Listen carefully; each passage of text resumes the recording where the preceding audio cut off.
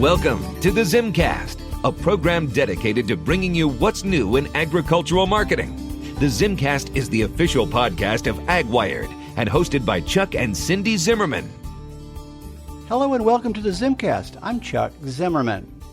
Part of December into January was just a little rough for the ZimmComm team, between some bugs going around to 2 short trips to see family, but now all's well, and it's time for a new episode. In December, we had a post on AgWired on, the places we've been. Lots of details there. We started in the new year by curtailing our business travel after 20 years and nearly 900 events around the world. Interestingly, of all the states and countries we traveled to, the state with the most events has been Missouri at 112. Now here in January, we actually are able to continue doing photos and interviews and virtual newsrooms for several of our longtime clients. Now how do you say we do that? Well, we're retaining the services of others to do the on-site work while we do the posting and distribution at ZimmComm World Headquarters. We're really happy to announce that 2 of the first events in 2026 are being handled for us on-site by Laura McNamara. She was one of our first freelancers back in 2007 and 2008. She graduated from Mizzou and covered many events for us at that time. She's been around the world and has evolved into a very top-notch photographer. The first event of 2026 that Laura worked for us was the Beltwide cotton conferences, which were held in San Antonio. This young lady did interviews at a technical conference on cotton like she's been a farm broadcaster her whole life. Coming up next will be the Crop Insurance and Reinsurance Bureau annual meeting. This will be in Indian Wells, California in early February, and she'll be there. So in this ZimmCast, I'm going to share a couple of the interviews that Laura did. First is an interview with Marjorie Walker, National Cotton Council, on seizing opportunities for U.S. cotton. I'm Laura McNamara at the 2026 Beltwide Cotton Conferences, and joining me is Marjorie Walker. First, would you like to introduce yourself for us? Yes, I am Marjorie Walker, Vice President of Council Operations and Communications Lead at the National Cotton Council. I know this year has been a bit of a rough year for cotton growers with pests and then also demand on the decline a little bit. So I hear you have some initiatives that are in the works. Yes, the National Cotton Council is our mission is to increase profitability for all 7 segments of the industry. We've done a lot this year to work on long-term and short-term solutions to help build demand and try to return profitability back to the growers. One of the most innovative, I think, is the Buying America Cotton Act, or BACA. Your listeners might have heard of that. That act has been introduced in the Senate. It was introduced in the House today. We are currently looking for coalition letters for that, but the legislation rewards those who use U.S. cotton in their products. It's a location benefit, it's a tax incentive for location, and then for origin. And you got to go to Washington and meet with some pretty important people. I did. I got to go meet with the MAHA Commission. That was a very interesting meeting. They were interested in hearing, their goal is to put healthy food and fiber on the plates and the backs of all Americans. And so they brought every commodity in. They wanted to know what could we do, what could we offer that was innovative to them. And so I talked about a number of things. One of them was microfibers and microplastics and those from textiles, because we all know that what we're eating and drinking out of is causing a problem in our oceans and in our bodies. What we didn't know was that textiles from inhalation, the microfibers that they shed just from a simple hug, is very detrimental. It's being present in your brain, your lungs, your heart. So the MAHA Commission was so interested in that they ended up putting it in their commission report to dedicate research dollars to that, which I thought was outstanding. Yeah, so that sounds pretty hopeful as far as creating a shift for the U.S. cotton demand. What are your thoughts about that?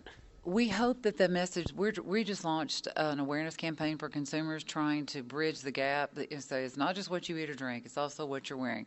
And we're trying to present cotton as a solution to the microplastics problem. So the simple thing is check your label. Buy mostly cotton, if not all cotton products. Cotton does have microfibers, but when they shed, they actually disintegrate in the environment. They disintegrate quicker than oak leaves do. There's research to show that. So plantnotplastic.org is the website growers can go to. You can see a fact sheet. We offer a lot of practical solutions to overcoming microplastics through cotton textiles. Okay, and as consumers seem to have made the shift to the more synthetic textiles, having them come back, some of the things that they might bring up is, oh, it's easier to throw my synthetic textiles in the wash, clothes in the wash. What is your response to that? I would say that technology with cotton products has advanced to the point where there's no shrinkage. They are pre-washed in most cases. And, probably the number one complaint we hear is ironing. It wrinkles, and then I look wrinkled. Well, invest in a steamer. You can get them off Amazon or one of the double-sided irons that are pretty portable. You might need to shake them out. If you dry them in the dryer, they're going to come out fine. But if you in a suitcase, I know they come out wrinkled. You do have to iron them. We don't have a solution for that, but they're going to breathe better. You're going to be more comfortable. Your sheets are going to be cooler. I think it's worth a little extra care to buy the cotton. Yeah, and I was just going to touch on that. Aside from the health benefits that sometimes we know about but can't necessarily see, or they don't translate right away, sometimes that isn't as communicable to consumers. But what you just mentioned, the benefits right away, feeling cooler, not sweating as much in clothes. And if you have allergies at all, you would definitely want to sleep in cotton sheets and wear cotton apparel. The research shows a number of allergies tied to the synthetic fibers, and because those are oil-based, petroleum-based, how they're processed, it can create a lot of allergies for people. Wow. Yeah, that's another one I wasn't even aware of myself. Any other key takeaways you'd like to add? No, I would say, other than please go to plantnotplastic.org and check. We have another part of that campaign rolling out this quarter. It's going to be, we focused on checking your labels. Now we're focusing on your wardrobe and your wellness. Just take a look at it, educate yourself, and go buy cotton.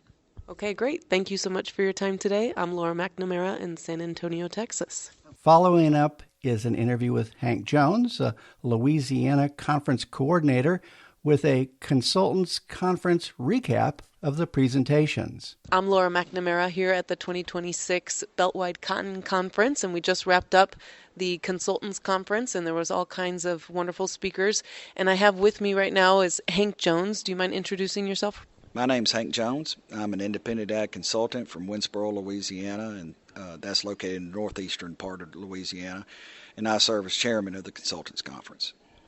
And it was quite a successful conference. A lot of people showed up, and there was a lot of great speakers, kind of starting off with the talking about pests, and specifically JACID. It's one of the newer pests, went on to policy, getting updates from USDA, and even talking about some policy makers that are getting new acts going through, trying to get bipartisan support with plants, not plastic. And then finally, a very entertaining finale with Eric Snodgrass giving us updates on the weather. That's right. We covered a lot of ground today. We started off with cotton JACID. It's a new pest, a new invasive species to the United States. We asked Dr. Philip Roberts from the University of Georgia to lead a team effort along with some county agents from Georgia and Dr. Scott Graham from the University of Auburn to give us an overview of what they experienced in 2025 and learning about that pest and managing that pest. And so hopefully we're all better prepared should we see it in other states. After that, Dr. Tripp Walker from Syngenta gave an excellent overview of their new insecticide, Vertento, that is going to be a great tarnished plant bug product. Stink bug and spider mite product is a new mode of action, so everybody's excited about that. Following that, we had Dr. David Kearns from Texas A&M University.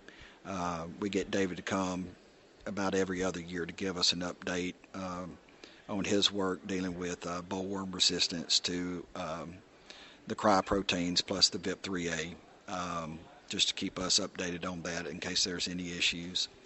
One very exciting thing that we were able to do this year was invite a grad student from the University of Tennessee, Ms. Gabriella Marcotti, to present on her research that is funded by the Cotton Foundation, which is an entity of the National Cotton Council, about the aborted terminal phenomenon that we're seeing in various regions of the cotton belt. She did a fine job. We were very excited to have her. After the break, we shifted more into some of the regulatory and the policy issues. Dr. Clayton Myers came from Washington, D.C. He works for USDA in the Office of Pesticide Management Programs. And he gave us a regulatory update, mainly regarding how the Endangered Species Act influences pesticide registration at the EPA. And he also gave us an update about where some of the pesticides are in the re-registration lineup at the EPA. Then Ms. Marjorie Walker stood in for Dr. Gary Adams, and she gave us a very good update on some of the bridge payments and some of the government money that's going to be hitting the cotton farmers here soon. And she also went into the Buy American Cotton Act that Senator Hyde Smith of Mississippi sponsored, and went over that act and what it will mean for the cotton industry, hoping to build a little bit more demand and hoping to build some better use profiles for American cotton. And also she talked about one of the initiatives from the Cotton Council, the Plant's Not Plastic, where we're trying to get awareness built in wearing plastic-based materials, polyesters and whatnot, that there are some unhealthy themes that go on, or that we recognize about that are eliminated whenever you wear cotton. So she did a fine job with that. And then we wrapped up with the highlight, I think. It's odd having the keynote speaker be last, I think, at such a late hour. But Mr. Eric Snodgrass from Nutrien, he's a meteorologist, and he did an excellent job wrapping up the day. Really talking a lot about El Nino, the shift that we're about to see back into El Nino. And it really did a great job explaining some of the weather patterns that we've been in, and just really was a great send-off for the day. And how do you think the turnout was? Turnout was very good. I think in all, I didn't get a head count on the consultants, but we had a very good turnout from around the belt. I know there's people here from Georgia, consultants from Georgia, Kansas, Missouri. I'm from Louisiana, of course, Texas. And I'm sure there's faces that I didn't recognize. They're from other states probably too.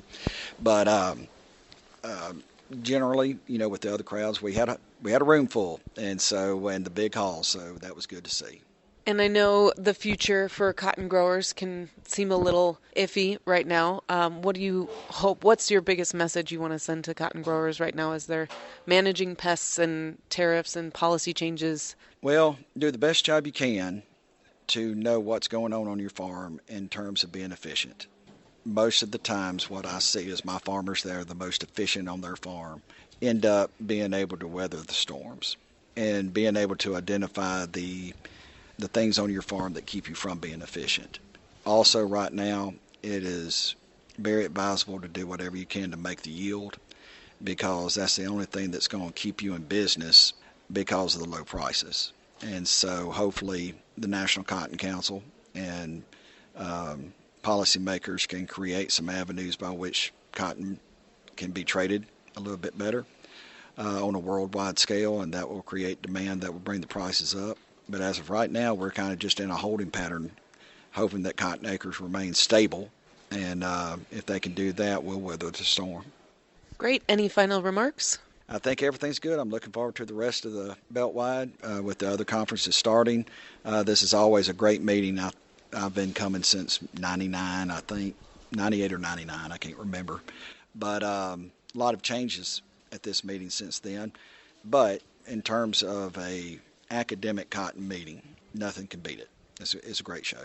Yeah, and in the face of the different challenges, I think the best thing one can do is come and get educated on all the different facets to know how to tackle them.